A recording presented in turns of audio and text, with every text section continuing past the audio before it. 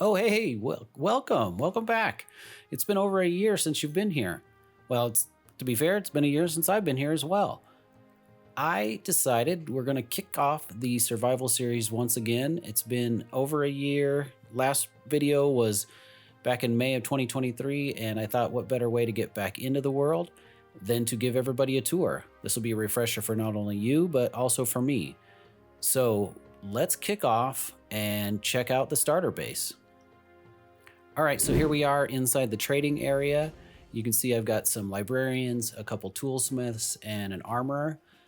These guys, oh, thanks for the book. These guys all give me pretty much everything I need for all my tools and my armor, and also, you know, the high value books. As you just saw, Villager tossed me a book. I did go to the raid farm prior to updating to 1.21, and I ran it for a good 12 hours so I could get tons of redstone. I don't really need any of the other stuff. Oh, I'll take this chainmail too. I don't really need emeralds ever again, but I really wanted to get a stockpile of redstone. So I went over there and picked up as much as I could, and also bottles and gunpowder. So let's crack on with the tour, and I'll show you the rest of the base. All right, so here's our storage area. Pretty simple. Nothing's automated here, but I do have everything sorted the way I like everything.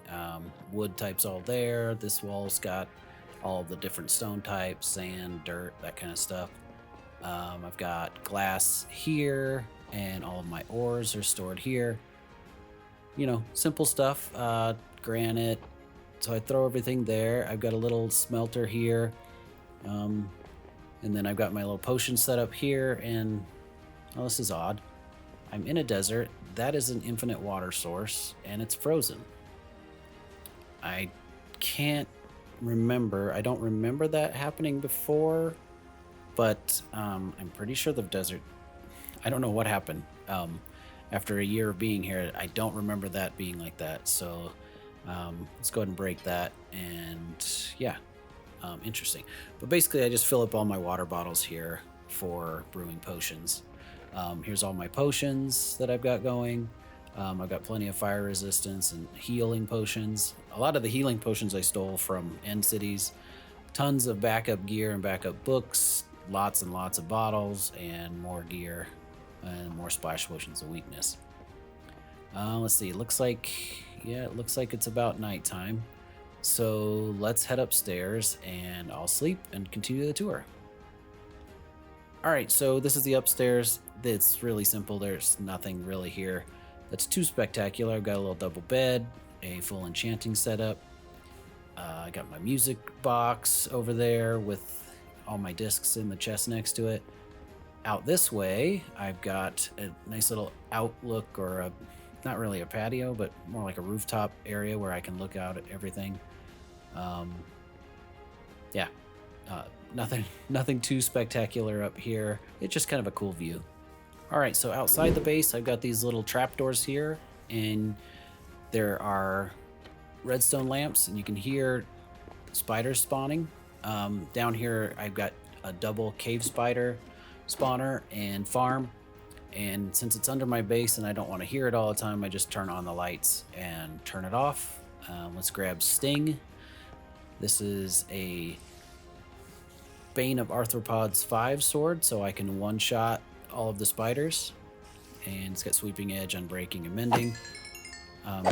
Yep, it's just a cave spider farm. Nothing too game-breaking here, but I don't really use it very often because I've got more spider eyes than I need. Maybe if I need string in the future, I'll run it some more. But really, it's just one of those beginner XP farms. All right. So across the lake, or across the little river, is the sugarcane farm. This is all 100% custom build terrain, and the building around the sugarcane farm is 100% custom. Kind of want it to look like a crypt, so I've got these chests here to kind of look like coffins.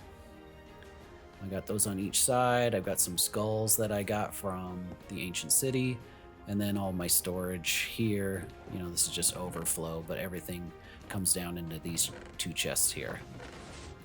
and you hear the pistons break right there. So they broke more sugarcane, and then everything just trickles down into these chests. Yep, there we go. This was a really fun build. Just kind of cool to test everything out. This was like when the copper blocks first came out, so getting all the copper in there and, you know, the texturing was really fun. I've also got a little pond here, but let's climb up the hill here and I will show you the iron farm. I also, real quick, I did also make some custom palm trees just to kind of fit into the whole desert vibe. Eventually I'll start putting more of those around because they do look really cool. All right, so here is the iron farm. I've got a pacified pillager up there. Instead of using 2 zombies, I just wanted to use a pillager. His scare radius is a lot further. But basically, you've got an etho hopper clock that lifts him up. He scares the villagers, and here come the iron golems. I can usually get about 2 spawns per cycle. So roughly 20 to 40 iron ingots per cycle. And then you see he goes back down. I do believe his name is Scary Larry, but I'd have to fly up there to check. Just a funny name. I think I name all of my mobs that are there to scare or harm villagers Scary Larry or something similar. Over here, I've got the tower here has a portal to the roof, but the portal that you see lit on the far side over there, that goes to under the nether roof. But this was just a custom little tower because I wanted to clean up things a bit. I had to build this portal for the roof to get a shulker all the way over to the industrial area. And then right next to the starter base, as you see there, that is the all-in-one farm and storage that I built. This thing took me quite a while because it's all custom, and I wanted to kind of have one area to save on storage for a lot of just smaller farms. There is a pumpkin and melon farm underground.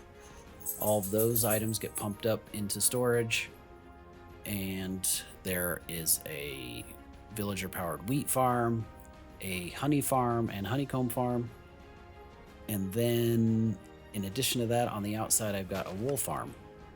And here I have 16 sheep for every color of wool in the game. I didn't want to put them in glass boxes because I thought it looked kind of silly and it messed up the aesthetic. But as you can see here, sheep get sheared. It's just like every other wool farm, but I just kind of wanted more of that open air, more like a farm for sheep instead of just like crazy 1x1 pens. Super easy and easy to stock the shears. I can either stock them from here or on the inside of the farm, which I will show you here in a bit. All right, this is the interior of the all-in-one farm. I have this barrel here that I can put items in, and then those will get sent into the storage. You can see I've got everything labeled out, so I've got all 16 colors of wool. I've got some extra storage on the right here for melons and pumpkins, so I can trade those with the farmer villagers. I also have my golden carrots, and then any honey blocks, apples, all kinds of stuff I put in here. I've also got beds because I have a couple shepherds that I trade wool with for beds and shears. So this guy gives me shears for 1 emerald, and he also will give me a bed for 1 emerald. Not too bad. These guys don't really give me anything special, but I can trade away the wool for emeralds if I need to. Not that I will ever need emeralds again. And then I just kind of have extra storage up here for when I need to restock something. And then these guys over here, the farmer villagers, that's where I trade away pumpkins, melons, and get other food items I need, especially the golden carrots. All right, so let's crack on and I'll show you the rest of this build. I like to use fence gates here just to kind of give it more of an open feel. But I just keep those closed so I don't get mobs in here. I'm trying to do a tour here, buddy. Could you knock it off? Thank you. But yeah, here I've got a little cove here, and I dug this all out and redecorated it and put the dock here. So basically, kind of give a feeling of ships docking here, trading goods, and then moving on. But yeah, pretty cool little area. I think it's a pretty cool area. I don't know about you, but I really like it. And this guy's interrupting my tour, so you get out of here too. Thank you. I built this little wheat kind of garden area just to get my wheat farm started. So I just left it here, kind of prettied it up, make it look nicer. Take you down here around the docks. Did all the texturing on the walls and everything, and then I kind of just made it look like somebody had dropped off a bunch of stuff here. And yeah, people work on the docks.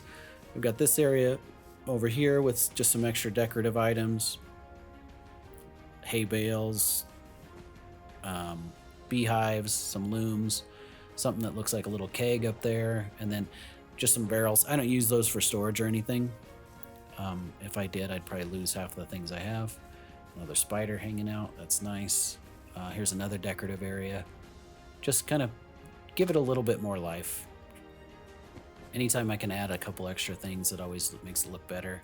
Let's head in here and check out the inner workings.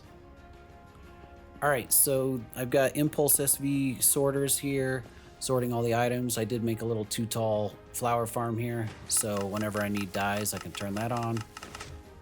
And then all of those go in here, down in the storage.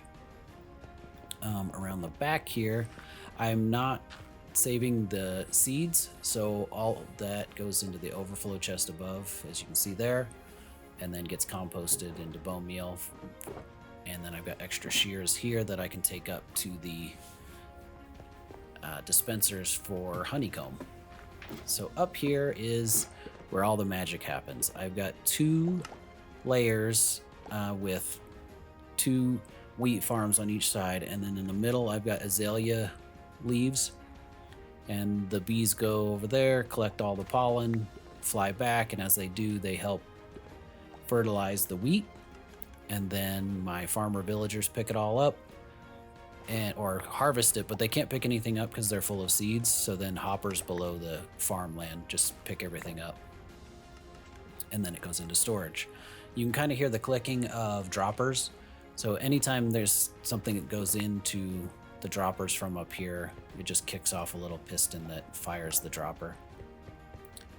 Back around here is the inner workings, so I can put bottles here and shears here for the honeycomb and the honey bottles. And it looks like this one might be stuck here, so let's try and pop that real quick. Yeah, there we go. Sometimes they do get stuck. This is the second floor, and a little easier to see here because it's a little brighter. I've got more lights up here, but you see the slabs above the composters there. I put the composters on the hoppers to avoid any lag. However, the bees kept flying into the composters and getting stuck, so I had to put something there to keep them from getting stuck in there. But yeah, pretty cool build. Like I said, this is probably one of my favorite things that I've ever built in Minecraft, just because it's 100% original for me anyway.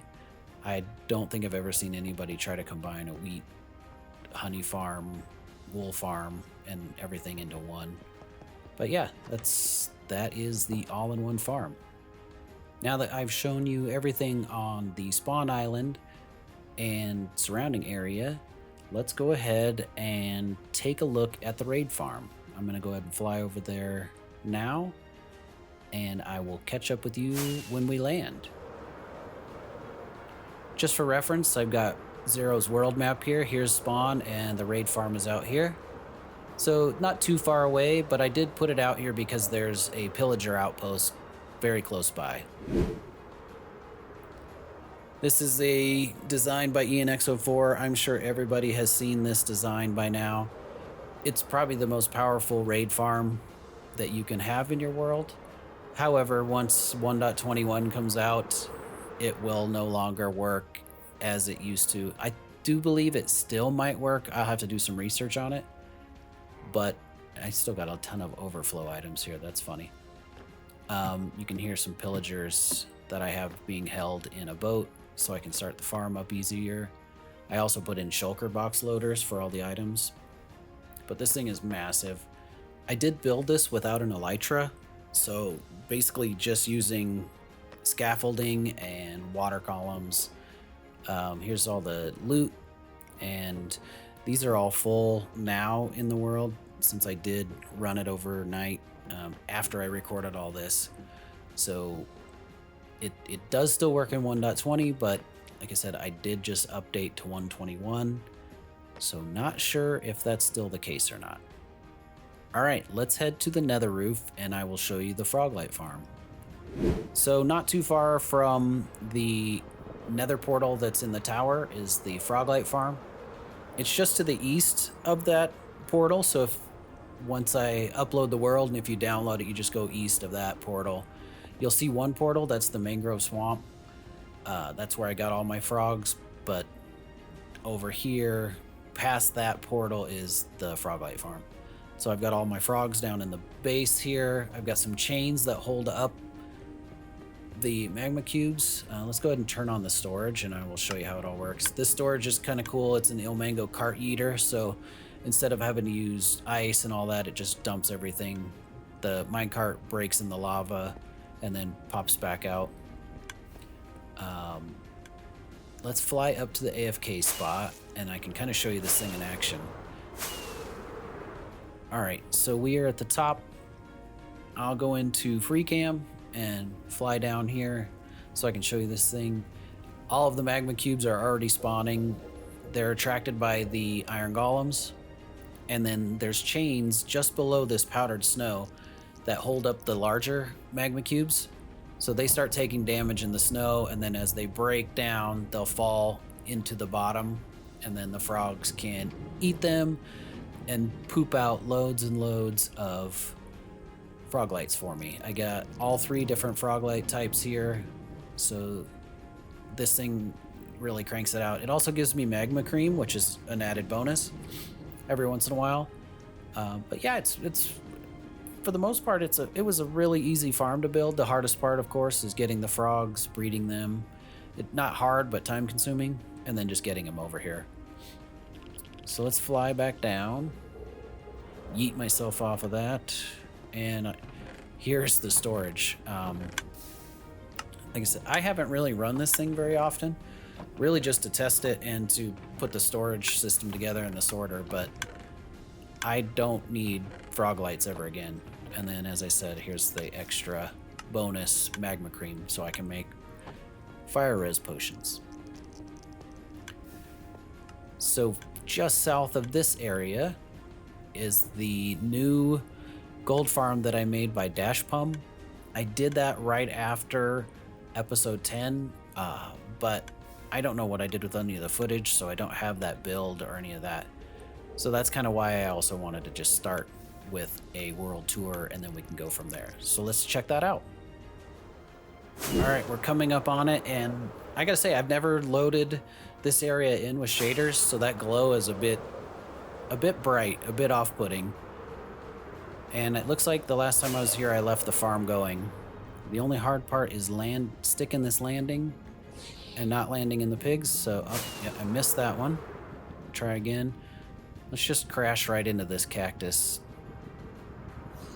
There we go. All right.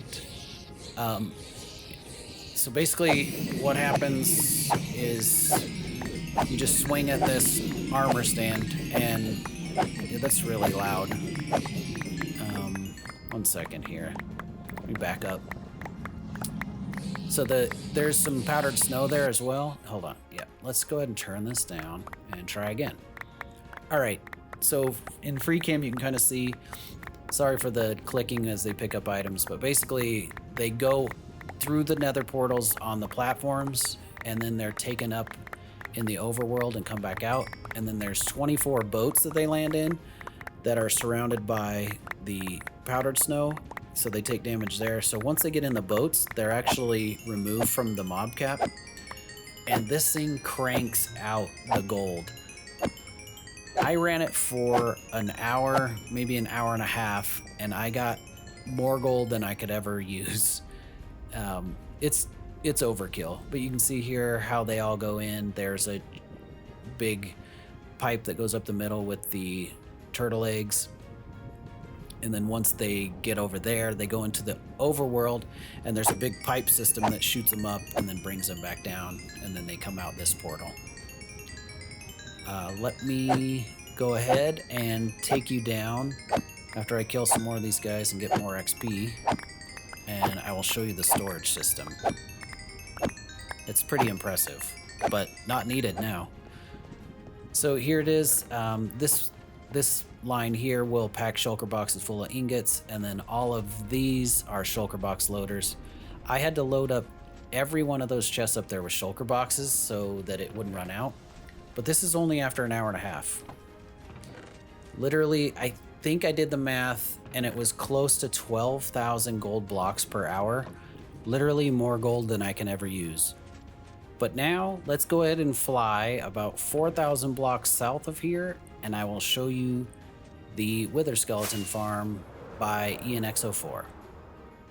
Alright, so I'm at the Wither Skeleton Farm. I am actually about 120 blocks up from here, but I just used FreeCam to show you how this whole thing works.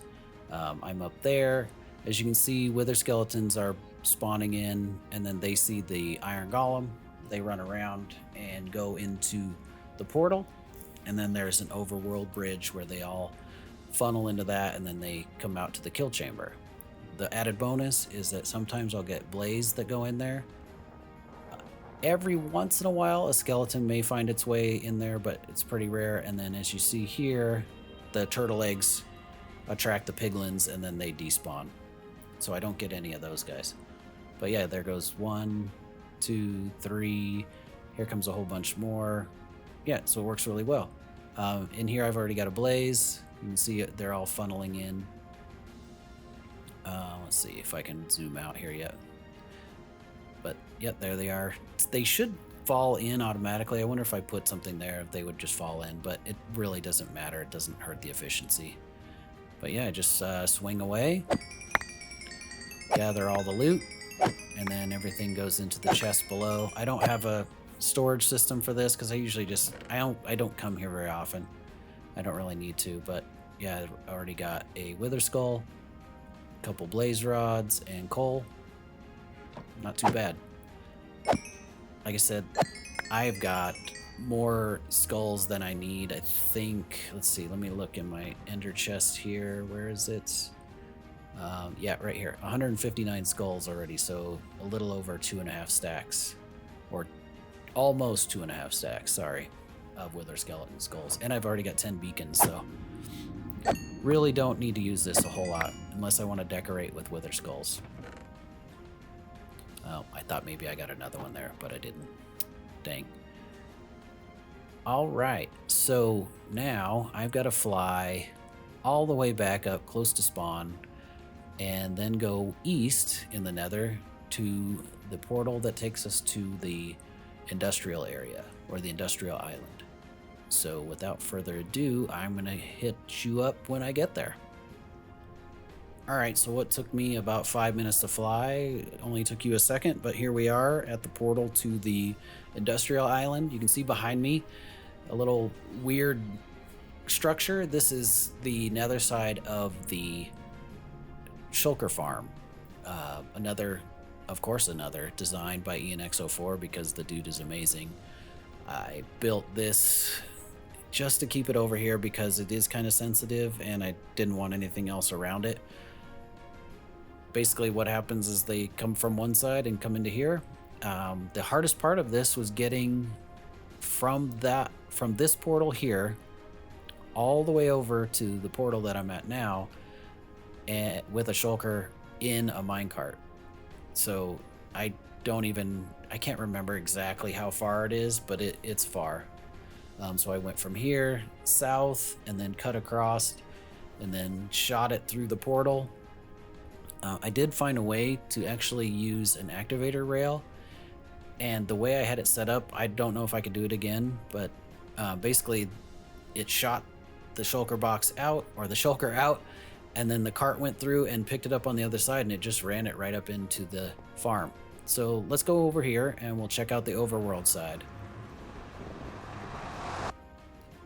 This whole area is the industrial zone, or industrial island. Right here you've got a cobblestone generator. Geez, words just aren't working for me today. I've got a cobblestone generator here that produces more cobblestone than I could ever need. I built this basically so I could build all the redstone components for the tree farms. Here you can see the tree farms and everything. This is a redstone dream, or redstoner's dream, if you would.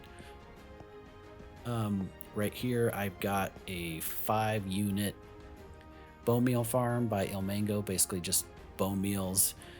It's a stone generator with a moss farm, and then the moss turns into bone meal. And then it comes up here to the shulker box loader. This is a 6x shulker box loader. I don't need 2 units for it. Usually 1 fills up pretty well, but I just put a second one for overflow. Every once in a while I will fill up a shulker box here. And then I just have everything cycling around so nothing gets lost. Pretty easy. I'm not going to turn this on because it creates more lag than I care to admit. I usually only run this if I am AFK, and really I don't need it for quite a while. But yeah, you can see here how it works. Stone generates, and then moss goes here, and then it breaks and goes into the hoppers, and below are the composters that turn it into bone meal.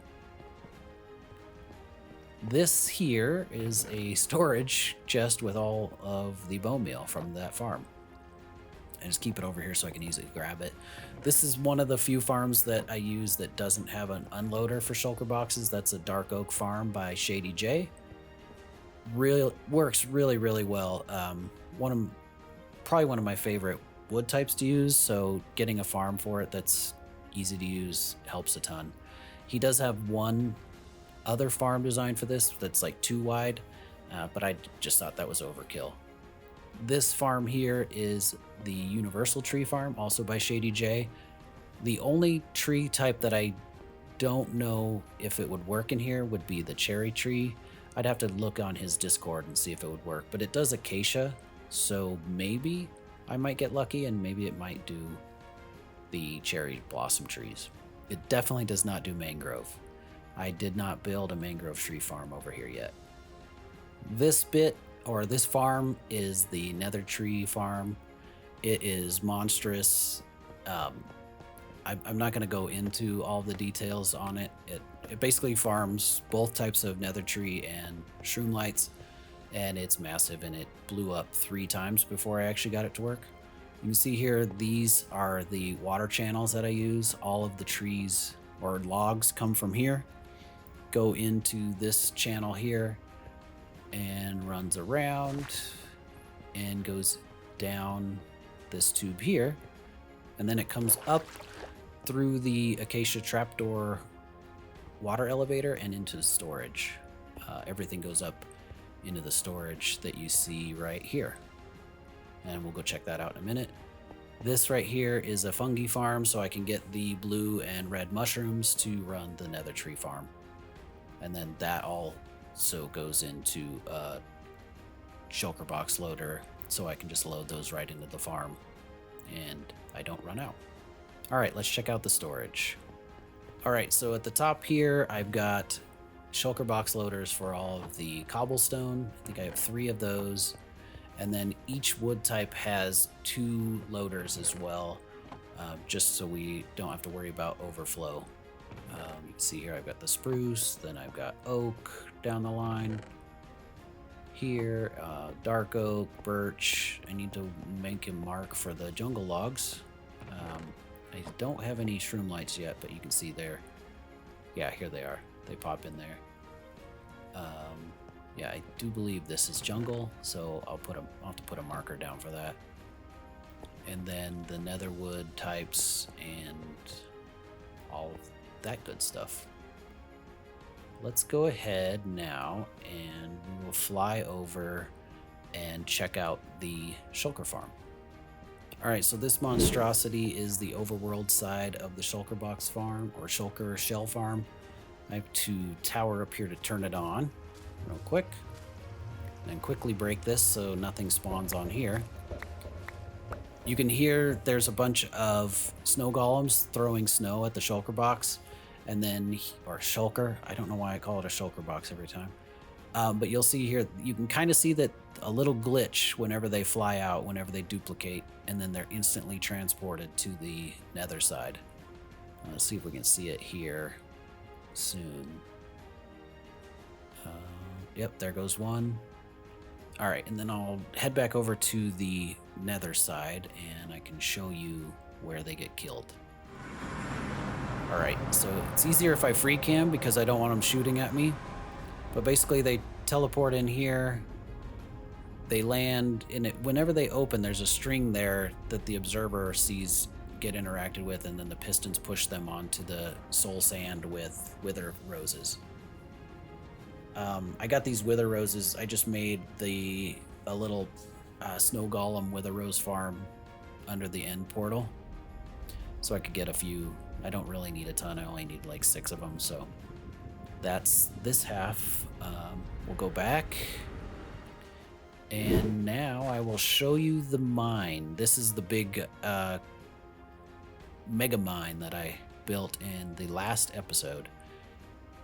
Took quite a while to build this. It was a lot of fun. We will come check out this area in a second, but let's continue down. I dug all this by hand while I was watching some YouTube shows with a friend of mine, just kind of digging away and chatting with him, and it took a long time, but it was easy to pass the time when you're just kind of chatting and BSing. I've got some wood braces put up in here. I made this little pond, kind of like maybe some water drip down in here and things live in there. If I can find an axolotl, that'd be cool to put him in there. All of this is like handmade terrain and carved out the mountain. But here is the stonemason guild, or what I call the stonemason guild. I've got, let's see, 3, 6, 9, 12, 24 villager masons in here that I can trade for just about every type of stone block and almost every one of the variants of terracotta. These guys are awesome, and it's just cool to use. Over here, I can put everything into barrels, and then everything shoots up here, and this is the storage for all of the trades that I do. Again, just massive amounts of stuff that I can trade for and save. I've got so many emeralds I don't know what to do with. This is like, again, kind of showing all the different textures that I've used. I put some raw copper back there. I've got little alcoves here and there with, you can see the coal ore. I've got a little fire, or a little campfire back here. Let's zoom in. Let's go this area here. I can expand later if I want to. Don't know what I would put in there, but I can go over there and do that. I've got some big old bits or crates of andesite and cobblestone. I've got the crane here, or a lift that would come up, bring all the stone out of the quarry, and then eventually what I'd like to do is build another crane up here that would lift everything off of that platform. Let's take you around to this section. I've just got like these big, huge boulders carved out, little tool areas with logs and stuff. And then up here is the blacksmith. I just kind of made like a little forge and added some chests and stuff. Kind of made it look like there was some mud on the ground. I actually do have some packed mud there. And then I've got some extra toolsmiths over here, so I don't have to run back to my base, and I can trade for diamond picks, shovels, all that. And they stay in here because under these carpets here are honey blocks, so they can't jump out. Yep, that's the blacksmith. And then out here I've got like a shopping area, so I've got some copper and some cut copper. And then in here I've got more crates of rocks and stone, granite, andesite, diorite, some polished andesite. And then I just put in these brick walls to kind of give it more of a custom look. Again, more lights with the campfires. I've even got some frog lights tucked in down here. And then these guys are just standing on honey blocks as well. I didn't put any carpets down there. I just dropped them in one at a time. And these guys trade as well. So that is that section. Really cool. I just wanted something that kind of gave a little bit more life and a little bit more story to this area. So that's why I built this shop. I thought it was kind of cool. I do have now almost every variant of terracotta, except for I think maybe regular brown. But let's take you over here and I can show you the mass storage area. So I've got these storage silos over here because I had loads and loads of stone and dirt and everything, and I wanted a place to store it. So in this barrel, I can just place stone. You'll hear it click and it goes into a water stream, and then it gets sorted down here into these silos. I'll run back around here and you can see the inner workings. These are all sorted. There's 1, 2, 3, 4, 5, 6, 7, 8 double chests worth of storage here. I could probably use shulker loaders, but I've got so many different ones already. I just thought this would kind of add a little bit more life, and it kind of looks cool. You see the redstone lamps, they'll light up as everything fills up. So based on however full it is, that's what light will light up. You see, so I've got like dirt here. Gravel's not lit because I'm not using that yet. But yeah, it's kind of cool. Just something new, something different. Out here is the building.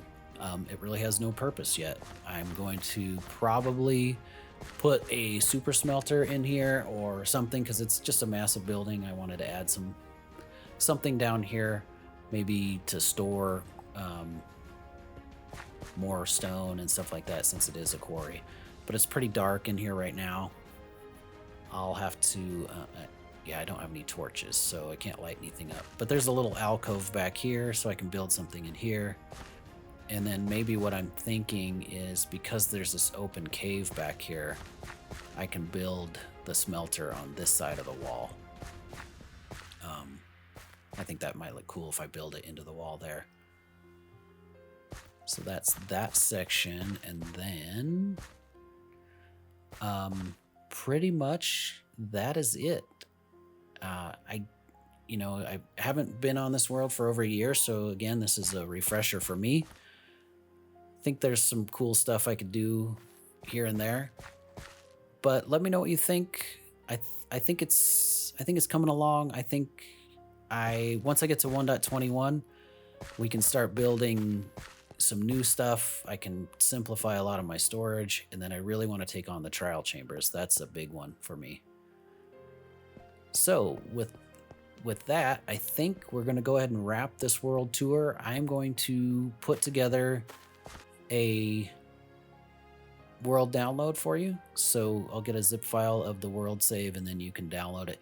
The world save will be in 1.20.1, so you can trim the chunks if you want or do whatever you want. But yeah, for the most part, that's it. I hope you enjoyed this world tour.